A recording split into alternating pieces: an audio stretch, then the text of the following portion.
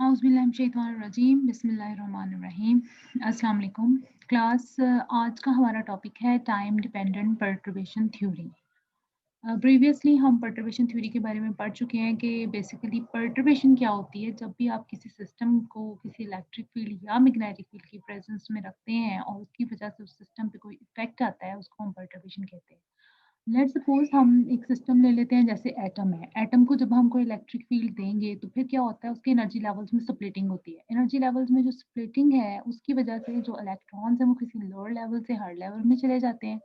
और इसी तरीके से मैग्नेटिक फील्ड की वजह से भी कुछ स्प्लिटिंग हो सकती है एनर्जी लेवल्स की। तो इस effect of splitting on the basis of electric और मैग्नेटिक फील्ड, इसे हम कहते हैं पर्टर्बेशन थ्योरी।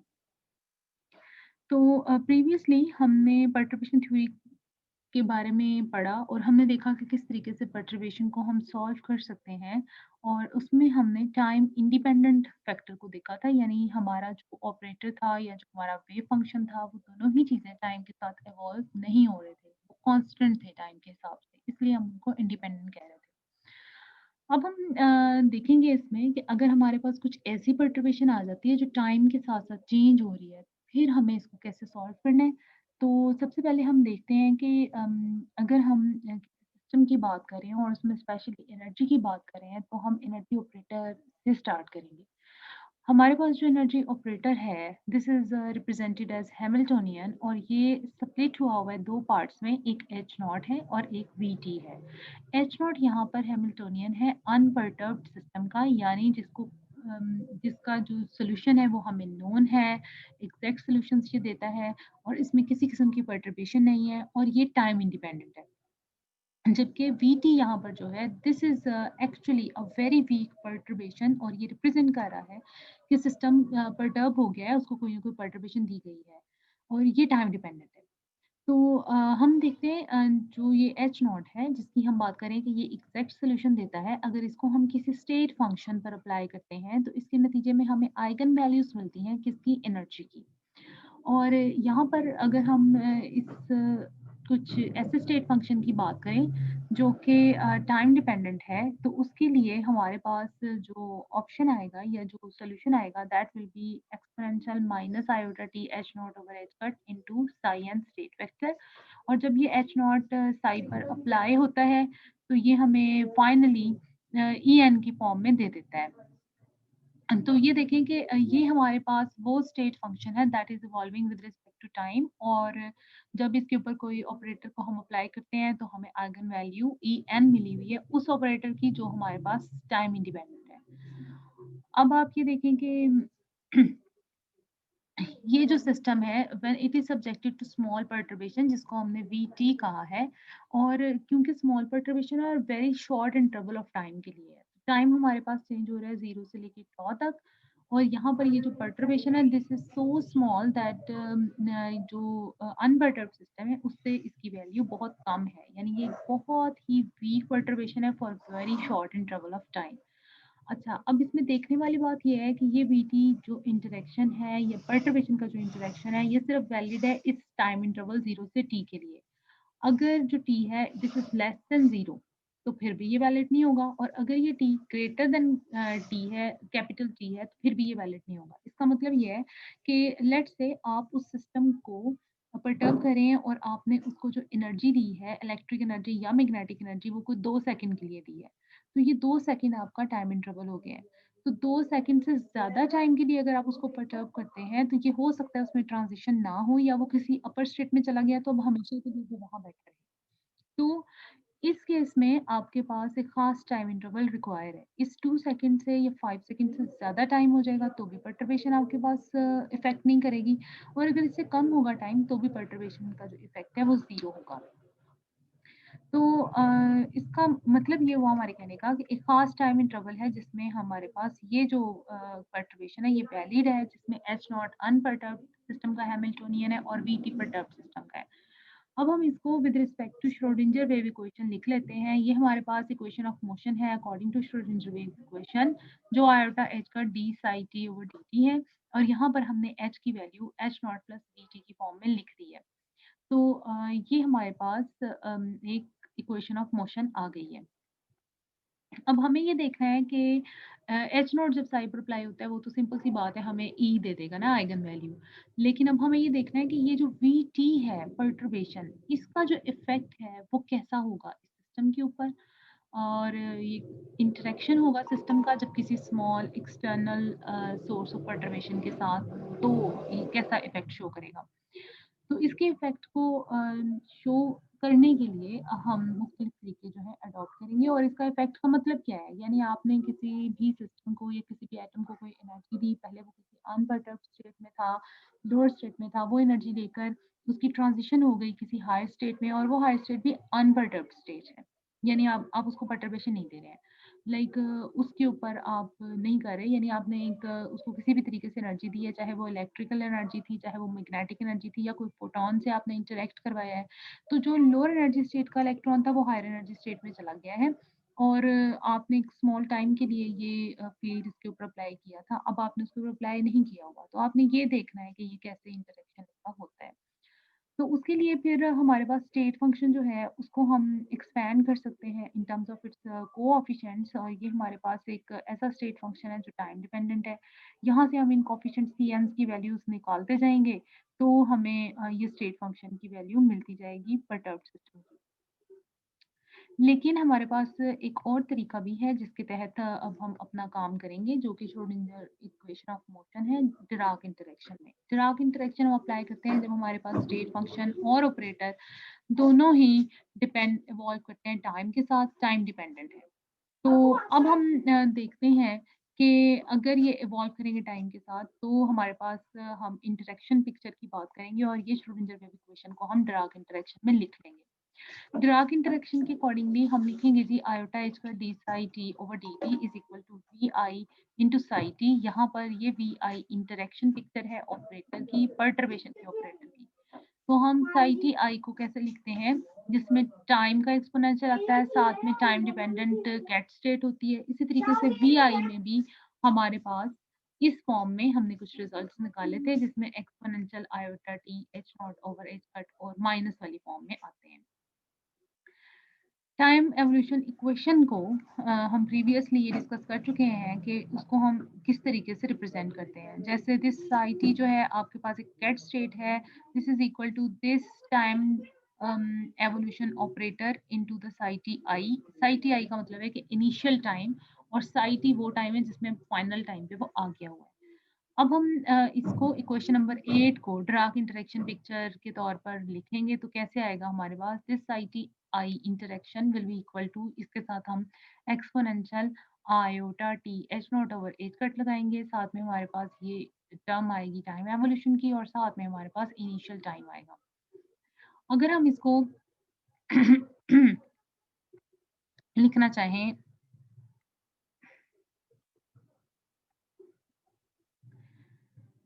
इंटरैक्शन की फॉर्म में, तो ये हमारे पास सिंपल जो गेट स्टेट है उसको हम इस तरीके से लिखते हैं, exponential iota t h naught over H cut. और इसको अगर हम negative iota t H cut over H naught over H cut से मल्टीप्लाई करें, तो ये हमारे पास एक आइडेंटिटी ऑपरेटर बन जाएगा, और ये सारा चीज़ आपके पास बराबर आएगी साई टी इनिशियल टाइम के गेट स्टेट के। तो इसका मतलब है कि हम साई टी आई को लिख सकते हैं इन दिस फॉर्म के exponential minus iota t h naught over H cut into psi t i interaction, और साथ में हमारे पास ये टर्म पहले से मौजूद है। अब ये जो एक्सपोनेंशियल्स के साथ यू वाली टर्म है, ये यू इंटरेक्शन की फॉर्म ले लेगी, और ये हमारे पास जो इनिशियल साई टी आई है, ये इंटरेक्शन सारा का सारा इंटरेक्शन गेट स्टेट आ गया है। इस इक्वेशन 9 को जब हम इक्वेशन नंबर 7 में पुट करते हैं, जो कि इक्वेशन ऑफ मोशन थी इंटरेक्शन पिक्चर की, यानी हमें psi t interaction ket state की वैल्यूज को पुट करना है, तो ये u i t t i और साई टी आई आ जाता है। यहाँ पर भी वी आई के साथ हमारे पास यू टी आई और ये साई इनिशियल टाइम वाला इंटरेक्शन आ जाएगा।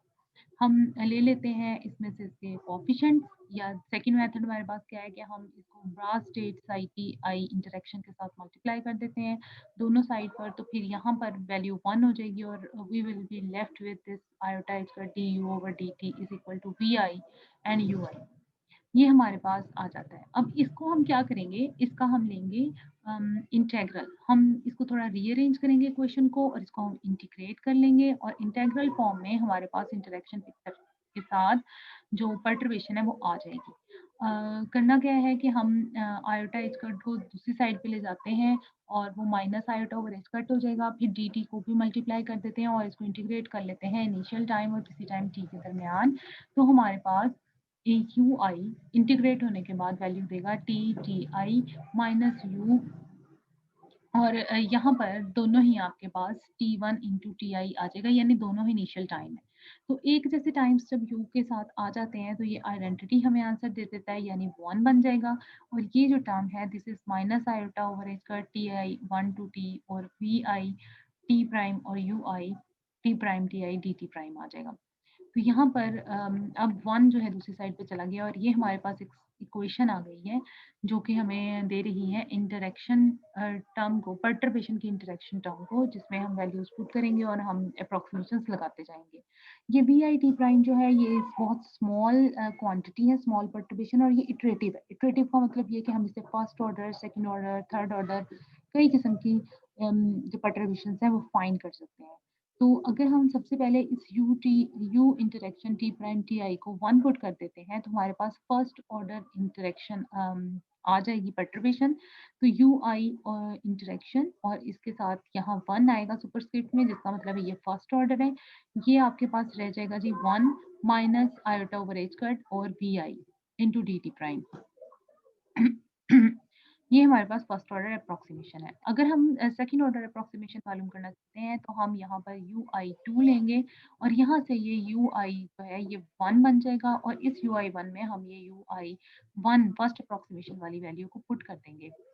ये देखिएगा इस तरीके से हमने किया हुआ है इस वैल्यूज को, ये 2 आ गया है और यहाँ पर t1 से t में हमने यू आई 1 की जो वैल्यू पुट की, इसकी वैल्यू पुट करने के बाद 1 माइनस आयोटा ओवर एच का टी आई से t1 एंड वी आई से समथिंग ये आ गया और साथ में डी टी 2 आ गया।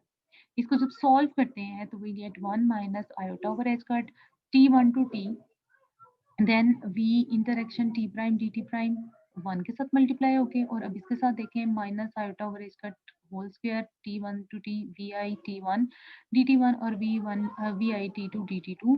और इनके लिए जो टाइम लिमिट्स हैं, पहले आप देखें टी वन टी इनिशियल से टी वन था और फिर टी वन से कोई फाइनल टाइम टी हो गया है। इसी तरीके से आप nth ऑर्डर अप्रोक्सीमेशन पर जब जाते हैं तो आप देखते हैं कि जैसे हमने बात की थी कि दिस इज इटरेटिव।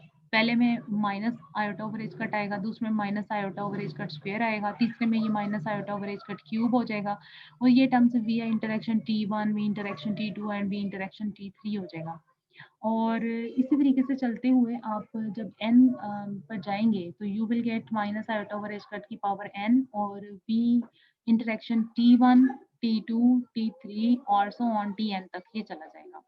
मतलब आपको इतनी सारे इंटरेक्शंस को मालूम करना पड़ेगा और पर्टर्बेशन के, अगर आप किसी nth ऑर्डर अप्रोक्सीमेशन की बात करते हैं। ये जो इक्वेशन नंबर 13 है इसको आप डायसन सीरीज ही कहते हैं। और अब ये हमने पर्टर्बेशन का एक मेथड निकाल लिया, किस तरीके से हम पर्टर्बेशन मालूम कर सकते हैं। बेसिकली हम ये पर्टर्बेशन क्यों करेंगे, so that we can identify the transition probability. और ट्रांजिशन प्रोबेबिलिटी क्या होता है कि कोई भी जो सिस्टम है वो किसी इनिशियल अनपर्टर्ब्ड स्टेट से फाइनल अनपर्टर्ब्ड स्टेट में जा रहा है, ट्रांजिशन हो रही है उसमें इलेक्ट्रॉन्स की, तो वो प्रोबेबिलिटी क्या है, चांसेस क्या है। तो उसके लिए हमारे पास क्या होगा कि हम फाइनल स्टेट और इनिशियल स्टेट के दरमियान उस ऑपरेटर की एक्सपेक्टेशन वैल्यू लेंगे और उसका स्क्वायर लेंगे, क्योंकि एक दफ़ा ये हमारे पास कॉन्जुगेट टर्म होती है और एक सिंपल टर्म होती है, दोनों को हम स्क्वायर करेंगे। तो अगर हम इसको एक्सपोनेंशियल की फॉर्म में ओपन करें तो हमारे पास साई एफ साई आई आएगा। फिर 1 के लिए इसको हम लिखेंगे क्योंकि when i is equal to f तो ये वैल्यू 1 हो जाएगी। और उसके बाद ये देखें फर्स्ट ऑर्डर अप्रोक्सीमेशन आ गई है, iota over H cut exponential iota omega f t prime and then this आपके पास वी पर्टर्बेशन की फॉर्म में आ गया। इसी तरीके से सेकंड ऑर्डर आ गई है।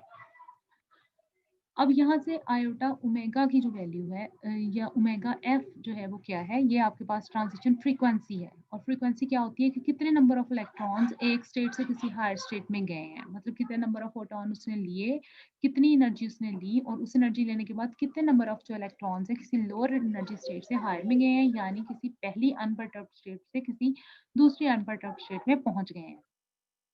तो ये हमारे पास कैसे हम इसको फाइंड आउट करते हैं कि जैसे ये अगर हमारे पास पर्टर्बेशन के इंटरेक्शन टर्म की एक्सपेक्टेशन वैल्यू है, तो वी इंटरेक्शन को हम सिंपल वी टी की फॉर्म में खोलते हैं, तो exponential iota h naught t over H cut और minus iota h naught t over H cut आ जाता है।